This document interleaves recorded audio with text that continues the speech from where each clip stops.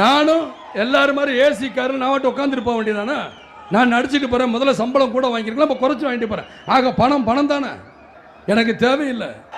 அந்த வருமானத்திலேயே நான் வீடு விற்று தான் நான் வந்து இந்த மாநாடு நடத்துகிறேனே தவிர மீதி நேரம் என்னை மிரட்டணும்னா நான் வேட்டியை மடிச்சு கட்டிக்கிட்டு இறங்குவேங்கிறது அவங்களுக்கு தெரியாது. என்னைக்கும் எதற்கும் பயந்தவன் இல்லை. 6லும் சாவு 100லும் சாவு. எனக்கு வந்து ஒன்றும் கிடையாது. நான் ஆகட்டும் உங்கள் வீட்டுக்கு வந்தால் ஒரு டம்ளரில் கஞ்சி வாங்கி குடிச்சிட்டு டக்குன்னு போய்கிட்டே இருப்பேன். நான் எனக்கு பெரிய வசதியாக படுக்கையில் படுக்கணும் போகணும் அப்படிங்கிறலாம் எண்ணம்லாம் எனக்கு கிடையாது. நான் இப்போ தரையில் படுக்க சொன்னால் வாடு நல்லா படுத்து தூங்குவேன். ஏன்னா ஏன் அப்படி ஒரு தூக்கம் வருது தெரியுமா? இங்கே ஒன்றும் கிடையாது. எனக்கு இந்த மனசில் எந்த பயம் கிடையாது. போய் தைரியமாக நான் மாறுதட்டி சொல்லுவேன். சாப்பாடு என்றால் அதில் விஜயகாந்தை தவிர யாரும் பேர் எடுக்க முடியாது. ஏன்னா போட்டு பேர் எடுக்கணுங்கிறது கிடையாது.